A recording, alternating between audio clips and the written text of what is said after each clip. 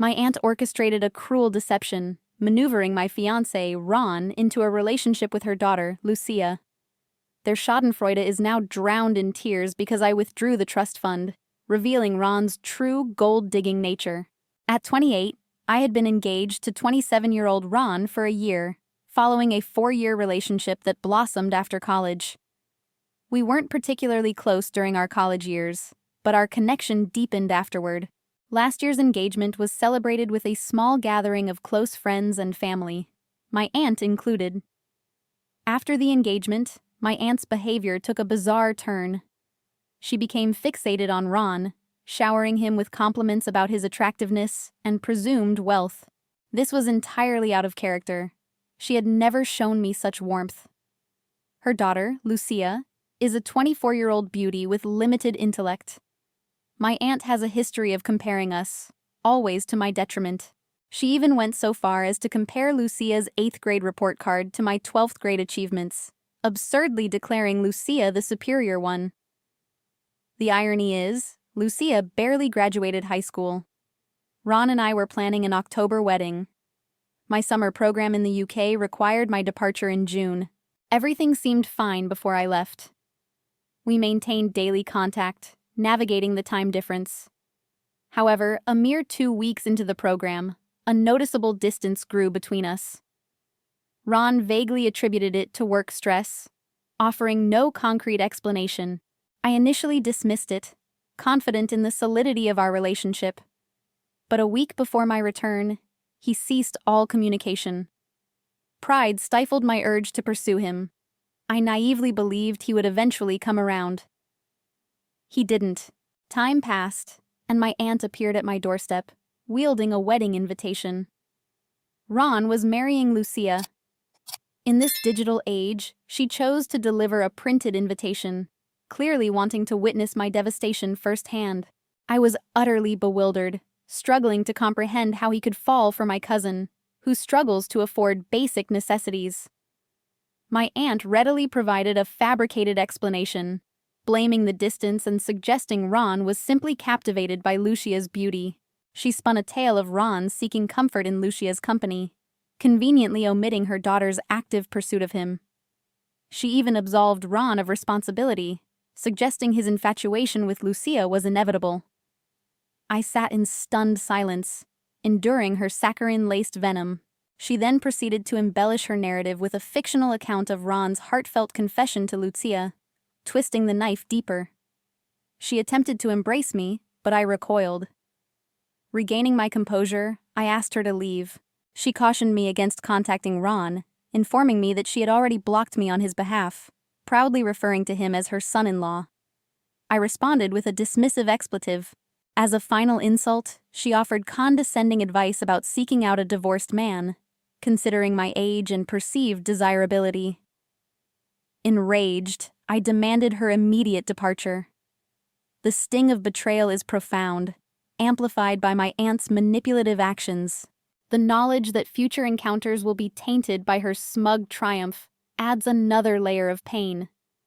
She has diligently crafted a false narrative, portraying me as stubborn and self-centered, blaming the summer program and even inventing a fictitious affair on my part. My limited interaction with extended family made it easier for her lies to take root. While intellectually I understand that I'm better off without him, the emotional wound is deep. There's light at the end of this dark tunnel, but the journey through it is agonizing. She added insult to injury, suggesting I'd struggle to find another man at my age and with my looks, advising me to set my sights on divorced men. I finally snapped, screaming at her to leave. I instantly regretted my outburst, hating that I'd shown vulnerability and given her a moment of satisfaction. But we all have moments of weakness when maintaining composure is impossible. This news was far more painful than a simple breakup. Had he cheated with anyone else, it would have been easier to sever ties and move on. But now, with my aunt involved, I'm bracing for constant reminders of their supposed happiness. Everyone knew about Ron and me. The grand engagement now feels like a cruel joke. My aunt has been busy spreading a fabricated narrative, claiming Ron left me because I was too stubborn and self-centered, refusing to forego the summer program. She even concocted a story about me having a UK affair, alleging Ron heard a man's voice during our calls. My estrangement from most of my relatives provided fertile ground for her lies to flourish. This whole situation feels awful, but logically, I know it's for the best. I'm rid of a cheater. There's light at the end of the tunnel, but navigating the darkness feels impossible, even with the knowledge that things will eventually improve. Update 1. Hi everyone, thanks for the support on my original post. I've been meaning to update for a while, figuring I'd do so when I finally felt indifferent towards my ex. That day has arrived, and there's a delightful twist to the story. The healing process was long and arduous. I've experienced breakups before, but this one was particularly brutal because he was my fiancé. My mom stayed with me for a week, providing much-needed support, but I felt utterly lost when she left. Every place held memories of Ron, making it impossible to stay in the city. I applied for jobs in the UK and landed a promising position in Leeds. A change of scenery can be incredibly therapeutic when struggling to move on from a difficult past. Of course, this is only feasible if your circumstances allow for such a drastic change. Relocating felt like a rebirth. I was surprised by how quickly I started healing. Things took an even better turn a few days ago. My mom called, asking if Ron was unemployed. He wasn't technically unemployed, but he had quit his job a year ago to pursue his passion for writing. Ironically, Ron always aspired to be a writer. He dabbled in it but struggled to make progress with a full-time job. To support him, we agreed that I would work full-time while he built his writing career, with the plan for me to eventually join him. He squandered that opportunity. My mom found this hilarious. She told me that my aunt had visited her, ranting about Ron being a bum and demanding to know why my mom hadn't warned her. My mom was confused because she'd been under the impression that Ron was financially stable. My mom feigned ignorance about his financial situation. Apparently, Ron had convinced Lucia to enroll in an accelerated program to secure a better-paying job and cover their household expenses. He envisioned this plan with Lucia, unaware that my aunt's motive for their marriage was to leech off Lucia's income. The irony is palpable. Lucia currently works part-time as a restaurant receptionist, taking reservations. I doubt they can both survive on that income. Perhaps it's uncharitable to judge Lucia's profession, but frankly, I don't care. I relish the thought of my aunt's inevitable disappointment when Ron's true colors are revealed. Adding another layer to this saga, my aunt was my cousin's father's mistress. Upon his death, his legal wife evicted them, forcing them to live with my grandparents and rely on their pension, supplemented by occasional financial assistance from my dad and uncle. Lucia has always been averse to work, lacking both the motivation and the aptitude. She failed high school twice before dropping out. Even her receptionist job was secured through my uncle's connections. In today's job market, a high school diploma is often a prerequisite for such positions. While some might consider this poetic justice, the story doesn't end there. After my initial period of mourning, I took action. Ron and I had established a trust fund for our future business, to which I had full access and contributed monthly. Roughly 20% of the funds were his contributions. Upon discovering his betrayal, I liquidated the entire account. He remains blissfully unaware, still believing he'll eventually receive his share, having told Lucia that he'd contact me once my anger subsided. Delusional. Before anyone accuses me of being a scammer, let me clarify. I had invested a comparable amount in Ron during his lean times. After quitting his full-time job, he struggled to find writing work and make ends meet. I provided him access to a separate account to cover his monthly expenses, supporting him fully. My actions were fair. Had we been married, he would have been entitled to alimony. The trust fund served a similar purpose, given our impending marriage. I no longer concern myself with his financial woes. He has no savings and no job. His problems are not mine. Update 2. This Christmas was particularly satisfying, thanks to the look of utter disappointment on my ex's face. While staying at my mother's house, he appeared on her doorstep, demanding his 50% share of the trust fund. I feigned ignorance, prompting him to explain that it was for our business. "Oh, that trust fund," I replied casually.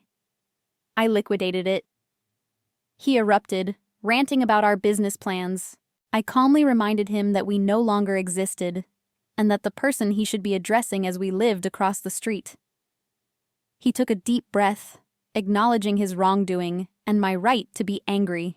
However, he pleaded for the money, claiming he was jobless, had lost his writing client, was behind on rent, and faced eviction. He appealed to my understanding, citing Lucia's insufficient income. My response? Why should I care?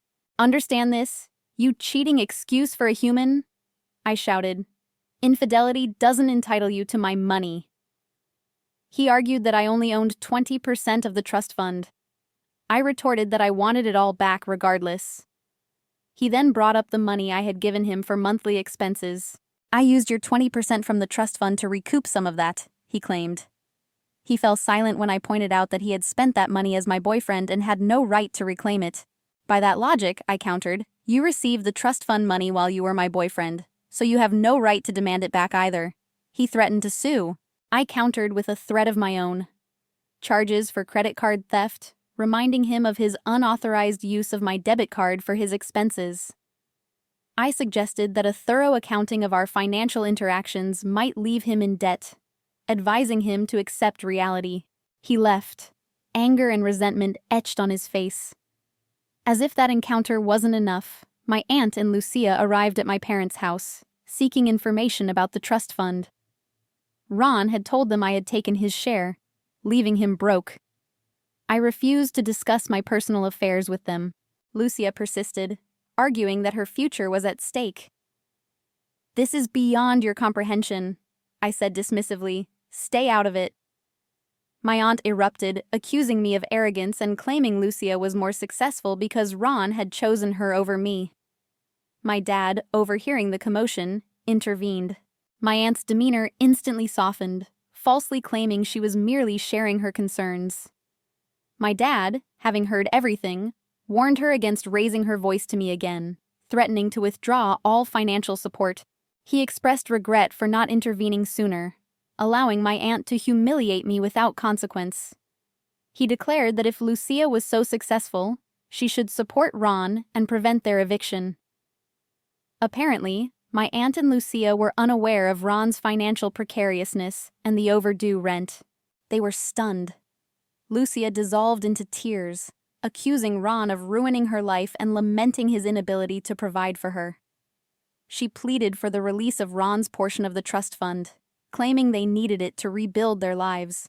My dad expressed pride in my resilience, mocking my aunt for her manipulative scheme to secure Ron for Lucia, reminding her of the consequences of essentially prostituting her daughter. My aunt, ever the chameleon, shifted tactics, tearfully explaining that she acted out of desperation to secure her daughter's future, emphasizing Lucia's lack of a father or education to support herself. She lamented her misplaced trust in Ron. Lucia joined the chorus of blame, accusing me of concealing Ron's unemployment and allowing her to marry a bum, while simultaneously absolving me of blame for having reasons to hide the truth. My dad intervened again, demanding they leave. He condemned their hypocrisy in blaming me after their betrayal and subsequent attempts to flaunt their supposed triumph. Before they left, I couldn't resist a parting shot. "Don't worry about Lucia," I said, dripping with sarcasm. "There are plenty of sugar daddies out there. I'm sure you both can find one." It was a low blow, but I'm not inherently good, nor do I aspire to be, especially towards them. She initiated the humiliation by gloating about her daughter's wedding. I wish I had recorded her calling Ron a bum. He deserved to know his wife and mother-in-law's true opinions of him. If she's willing to say it to us, she's likely saying it to him as well. Update 3. Ron emailed me, confessing his utter failure. He borrowed money from a friend to cover the overdue rent, but defaulted again when a client delayed payment for his writing. The landlord issued an eviction notice. He appealed to my aunt for temporary housing, but my grandparents refused. Ron, unaware of the true ownership of the house, believed their lie that it belonged to my aunt, with my grandparents merely residing there. The entire family is a tangled web of deceit. Ron also revealed Lucia's lies about her education and job. She had inflated her position and salary, leading him to believe they could replicate our business plan. I'm astonished he didn't recognize her lack of intelligence during their courtship. Were their interactions even substantive, or merely superficial encounters? He expressed his intention to abandon his writing aspirations and seek employment in his previous field. I ignored his initial email. A few days later, another arrived, filled with apologies and regret for his betrayal. He acknowledged his life's downward spiral and admitted my aunt's manipulation. It seems beauty holds sway even over intelligent minds. Despite his remorse, I have no intention of forgiving or reconciling with him. A cheater is always a cheater. While my liquidation of the trust fund contributed to his misery, I feel no remorse. He made his choices and must now face the consequences. I responded to his email with a curt dismissal, blocking him permanently. I briefly considered warning him about my aunt's likely abandonment once she found a more lucrative opportunity for Lucia, but dismissed the thought. Why offer solace to the man who broke my heart by cheating with my cousin? His misery is merely entertainment for me now. My mom and I shared a good laugh over his predicament, reveling in the karmic justice of it all. Update 4. Life is good, significantly better than when I first shared my story. 2 years have passed, and the contrast between my life and theirs is stark. This is a lengthy update, but I'll endeavor to be concise while including relevant details. I'll begin with a personal update, as requested, then delve into the more interesting developments. I'm thriving in my leads position. I'm even dating someone new. As for Ron, he secured a job but remains deeply unhappy, constantly lamenting the loss of his dream job and blaming me, the witch, for his current predicament. While I could be offended, I find his misery immensely satisfying. Remember, I'm not a good person. He could have found temporary work, saved money, and pursued his writing later, or worked nights on his passion while maintaining a day job. His lack of commitment to his so-called dream is evident in his unwillingness to put in the effort. Now for the truly delightful news regarding my aunt and cousin. The most wonderful thing is that my grandparents finally evicted them. Tired of the constant drama and freeloading, they demanded my aunt and Lucia leave. Now, lacking any other options, they're renting a place together. Given their shared lack of marketable skills, I'd advise Lucia to swiftly seek a new benefactor. Beauty fades, and in her case, intelligence isn't exactly a growth area. Yes, I'm aware of my maliciousness, but consider it karmic retribution. This update wasn't as lengthy as anticipated, but I believe I've covered the most salient points.